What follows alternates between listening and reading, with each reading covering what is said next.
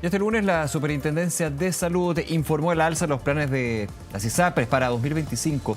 Concretamente serán 5 las entidades que subirán sus valores en un 3,7% a partir de septiembre.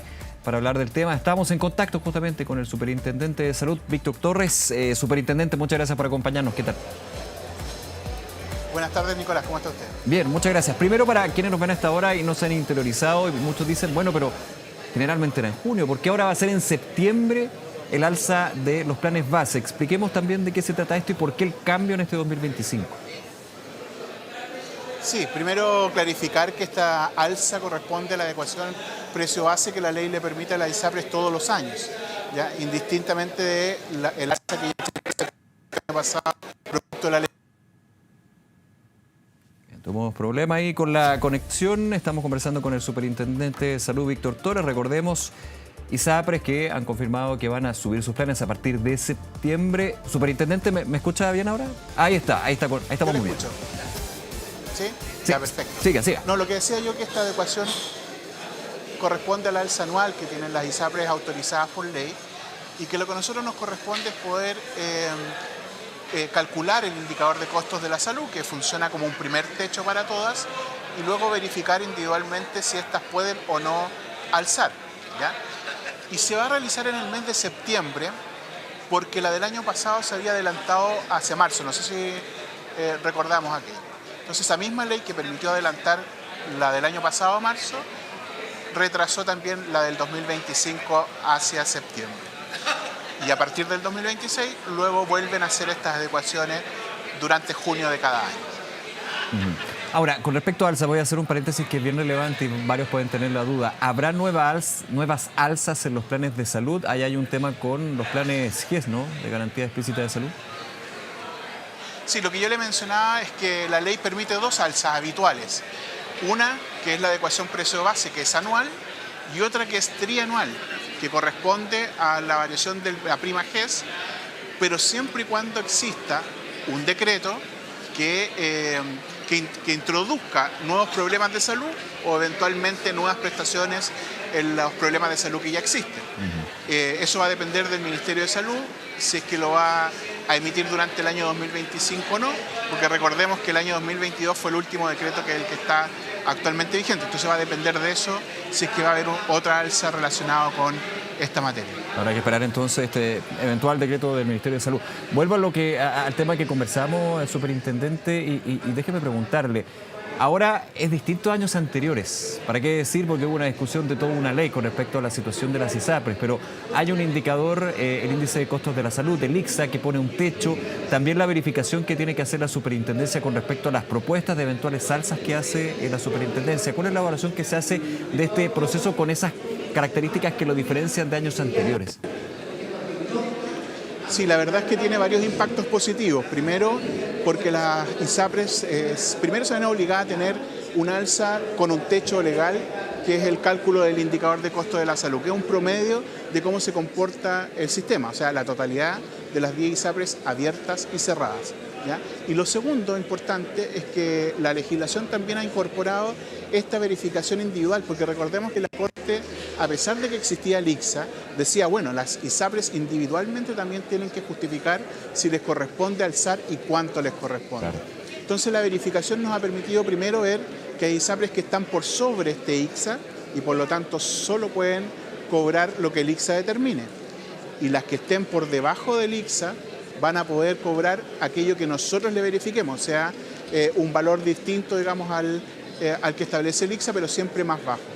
Y en aquellos casos en que la variación de costos sea negativa, o sea, una ISAPRE haya sido más eficiente, tiene más ingresos que costos, ahí no existe entonces adecuación precio base porque no requiere entonces alzar sus precios y no se traspasa entonces los costos a los planes del usuario, lo que también a mi juicio es una buena noticia, tanto para los usuarios como también para el sistema, porque evita también una fuga asociada, digamos, al aumento de los costos de los planes.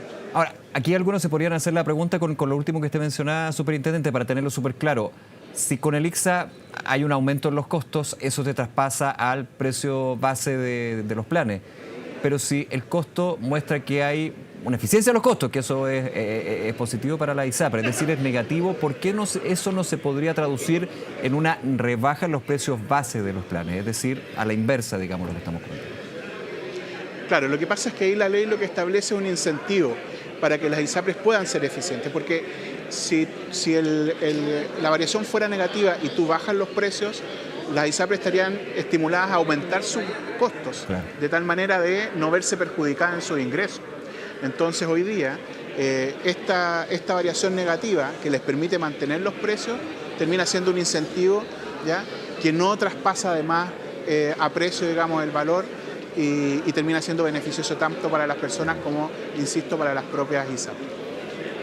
Ayer lo informaba la Superintendencia de Salud tras lo que es la verificación de las distintas ISAPRES. ¿Cuáles son los pasos que se van a seguir de aquí en adelante y también las fechas para los afiliados y las afiliadas tengan claro?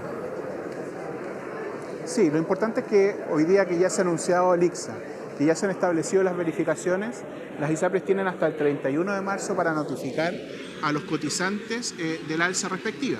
Entonces, vamos a tener un proceso, digamos, como habitualmente ocurre, de notificación.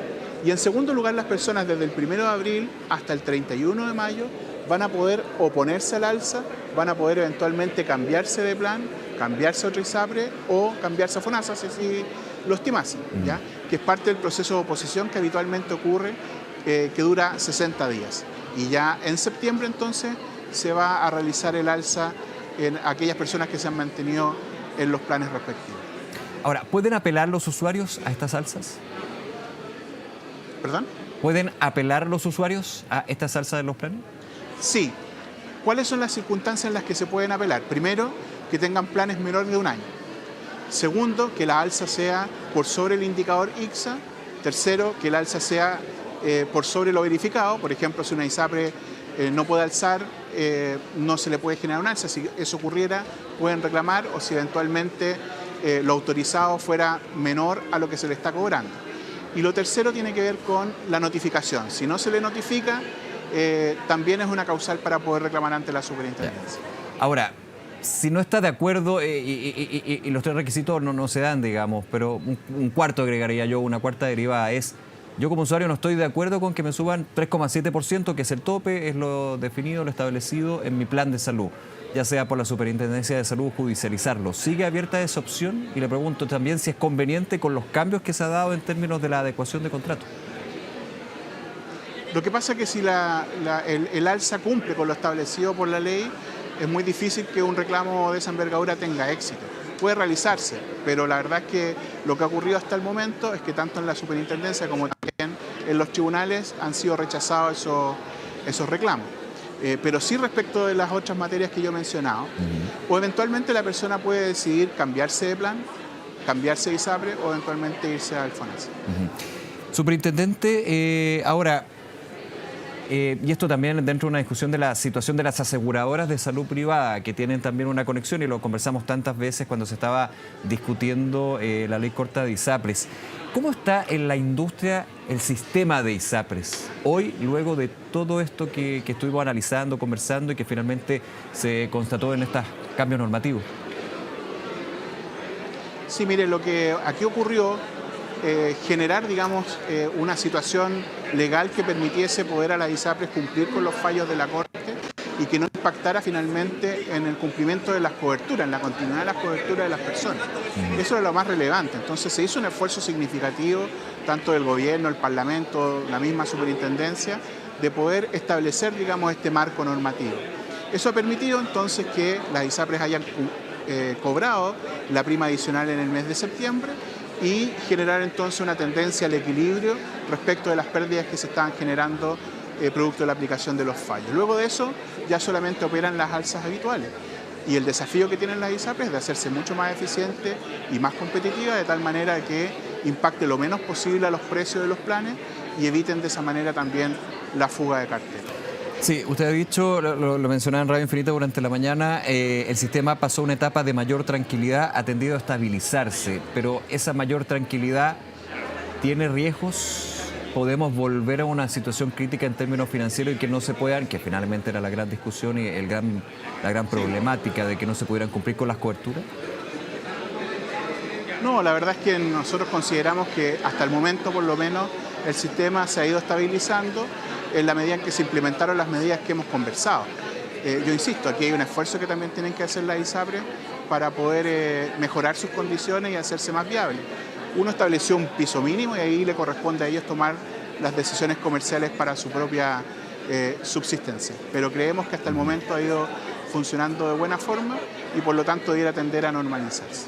Por último, superintendente, agradeciendo su tiempo, esa fue la discusión de la ley corta, ahora uno diría la ley larga, pero la gran reforma al sistema de ISAPRE y que tiene mucho que ver también con el sistema público de seguro de salud. ¿En qué está esa situación? ¿También se dieron compromisos a través de los parlamentarios, el Ejecutivo? ¿Cuál es la mirada que tiene la superintendencia al respecto? Usted expectante, me imagino, también de una discusión bastante más profunda y que es de larga data.